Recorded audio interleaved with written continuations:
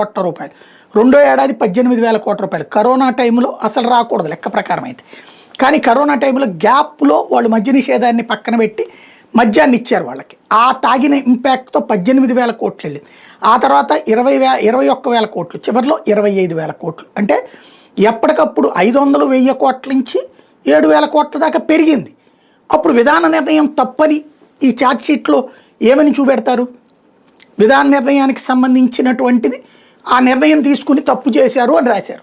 అది ప్రూవ్ చేయాలంటే అవినీతి జరిగి ఉండాలి, ఏది ప్రభుత్వ ఆదాయం పడిపోయి ఉండాలి. అది లేదు కాబట్టి అది ఓ రకంగా చెప్పాలంటే టాక్టికల్ ఫెయిల్యూర్ ఆ పాయింట్లో. మూడోది వచ్చేటప్పటికి వీళ్ళు రైట్ చేస్తున్నటువంటి పాయింట్ ఏంటి, వాళ్ళు ఎవరో బాలాజీ గోవిందప్ప తినేశాడు భారతీ సిమెంట్స్ ఆయన అని. ఇప్పుడు ఈ ఛార్జ్షీట్ చూశాక నోటితో నవ్వాలో దేంతో నవ్వాలో అర్థం కావట్లేదు.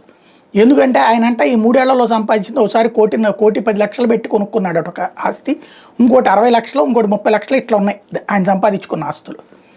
అతను భారతీ సిమెంట్స్కి సంబంధించిన హెడ్ పొజిషన్లో ఉన్నటువంటి వ్యక్తి.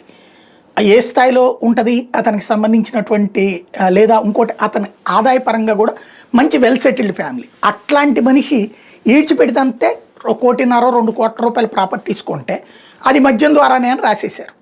ఎలా కన్ఫర్మ్ చేస్తారు అది మద్యం ద్వారానే అని? ఇంకోటి ఆన్లైన్ రిజిస్టర్ చేసినటువంటి ఆస్తులు, ఆన్లైన్